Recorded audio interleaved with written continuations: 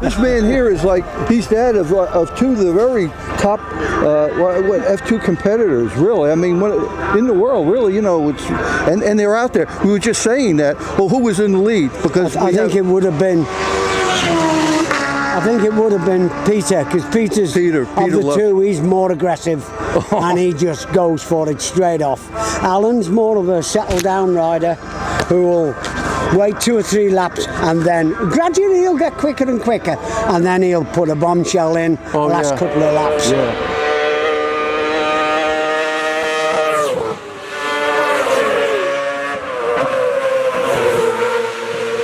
I actually said when they went past us here, they were side by side. Yeah. Alan had the inside line, obviously, for Ballachagan, but I thought if they kept like that all the way round, they'd finish second and third anyway. Yeah, I know.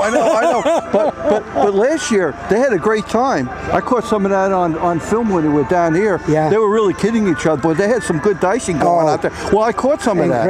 Incredible, yeah. Right? I know, I've seen the video. Oh, the video's it's got, you know what? Tell you what, right? If I had fingernails, I wouldn't have had any after that. Oh, yeah.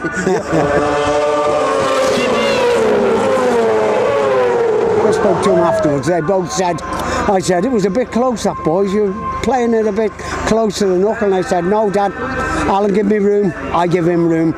Okay, we touched a few times, but I was never ever going to take him out. I was never going to blank him out so that he couldn't get round the corner. So that was that was nice to hear. It was nice to hear. But the boys, they are really, really competitive. Oh, but then absolutely. Again, they against you know, each other. But then again, too, the brothers, you know, and so family, and you know, blood is thick, eh? Absolutely, right? yeah. Right?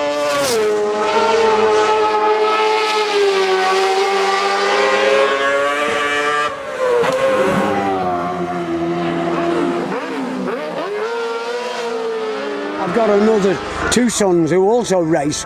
One raced sidecars and the other raced sidecars, but he was a passenger and he's decided he wanted to go solo races and give it a try. Yeah. But my oldest boy, Chris, he did all the Grand Prix as well. He was a ex-Grand Prix sidecar racer. Wow, there we go. How are the boys doing this year now across, you know, with the F2 Championship? Yeah, Peter is leading the Formula 2 British Championship again for the 4th year on the trot. Alan was the primary winner of the Formula Championship before Peter. Up to now we've had it in the family for 5 years. There we go. Hey, you go. Oh, I don't want to use that word. You guys are getting greedy. No. We got to be greedy. Yeah. Greedy. No, we're just getting warmed up here. No. It's all good, square. You know, hard. You know, competitive. They are so focused on this sidecar race, and I'm in awe of them. I genuinely am. I am in awe. And you guys had you know, your family, the both boys, they had a great TT too. Absolutely. Absolutely. The weather was really bad, but boy, they did well. I mean, I was happy to see podium each, so that was good. That was like podium each was all right. That was getting close to the 2016. Oh, well, absolutely. Remember that one? Oh, you would know. I don't remember. You were in heaven. I remember that. Crying like a big girl. You were. Yeah, I know.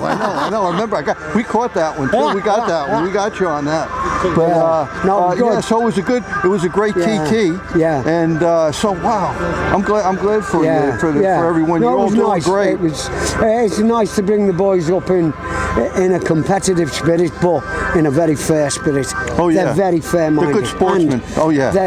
This week they've loaned Tim Reeves' stuff.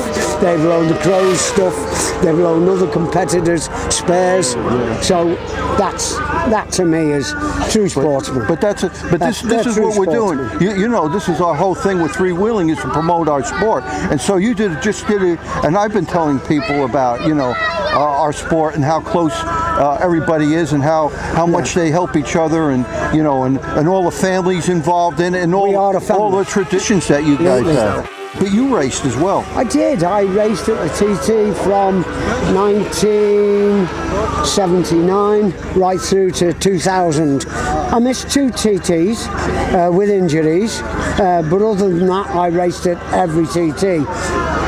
two races every TT. So I did a fair few TTs. Yeah, but I mean, you must have. Well, I knew that you raced before, but I didn't realize that you had raced that much at the TT. Yeah, I wasn't aware. But I think '89 was my best year. I came here and I broke down in the race and won the consolation race. Yeah. But I loaned two of my competitors my spare engines, and they finished second and third. So all my engines were first, second, and third.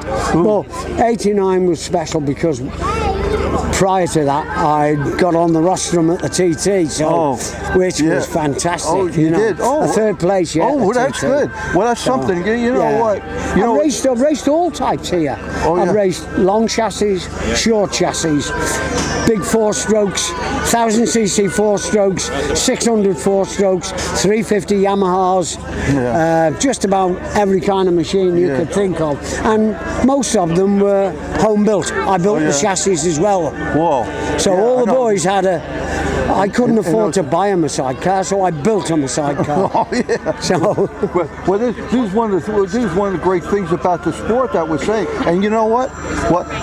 We're getting more and more interest from the younger folks that like the motorsport and like the bikes. And a lot of them are really taking a switch now. They're going on to the 3 wheels. Yes, absolutely. This is it. And this is all, and these stories that you tell us is all very intriguing and exciting. And our sport is really on the rise. It's really going well. I mean, people across the world really they don't know much about it, but they're finding out. And I tell you what, with your help and the videos you put out. Oh yes. Let's hope everyone hears about it, because it's a fantastic sport. It's a diamond in the rough. Absolutely. That's what it is. Yeah. But we're showing them where it is, where it's hidden now. Good. We're taking that. You can't hide no more. We're telling everyone in the world about what a great sport we have. Yeah. And I tell you what, it's working. We got people from across the world. Be all the people that are going to be putting the thumbs up and how great they like our sport. Yeah. I mean, they would need to come and look at a place like this and go, my God, I didn't realise it was as exciting and as good as it. And we can go in the paddock and we can walk into anybody's tent and what it is. These people that are in this sport are they have the spirit. And this thing, like I say, as I got involved with the sport in a while, it is a sport, but it's more than a sport. I think you would agree that it's a lifestyle. It's in your personality and your blood, isn't it? I always said to my boys, take up sidecar racing, boys.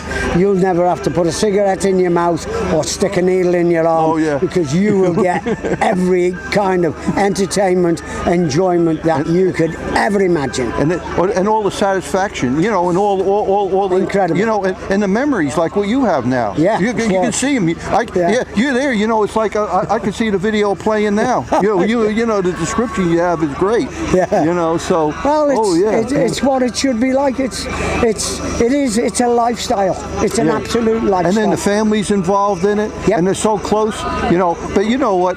The whole guys. And then when you have these successes, and like your family's had very big successes. Absolutely. The whole family is all joined in one and all rejoicing, having a big party, eh? Yeah, absolutely. But then all the trials and tremulations, you all kind of ache and hurt too at the same time. Is that what it is? Yeah, that's how it works. Of course, it's financially a big burden, but the burden financially is nothing compared with the entertainment and the love you get from this sport. Yeah, it's a love.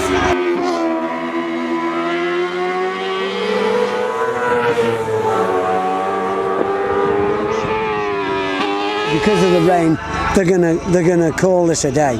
Oh, does it? I rather fancy they will. Oh. I'd be very, very And with the surprised. incident on top of it too. Well, for the starters, they'd have to claim it as a wet race, so they'd all have to go in back to the paddock, change on wet tyres, and by the time they come out, I think we've lost the light. Oh, yeah. I genuinely do. What was the last think, race, anyways, today? Yeah, what? us, It was going to be. It was going to be tight, anyways. Yeah. And we have an old cat tag. So, any rate, What they might do tomorrow, if I was running the organisation, I would say there isn't a consolation race. We'll have a second race, and all those that didn't qualify sit on the back of the grid. Yeah. And get out for the back of the grid. Yeah. Oh, well, that makes sense. Yeah, that's good. Somewhere on the 4.25 mile allowed course, the rain is absolutely towering down here now. Yeah. Yeah. Finish line. I can tell you that the timing transponder equipment's being packed away. Okay, that's all right. That'll be the end. All right. Thanks everybody for watching. And, I picked the right guy, huh? I picked the best one, the best guy. You know, that's one thing. But we got to do one thing before we leave. Remember this? Three-wheeling. No, three. Yep. Oh, the other way. Then we got. Well, there he is. It's about one from racing. No, I know. It's like. All right. Okay, guys. Thanks, man.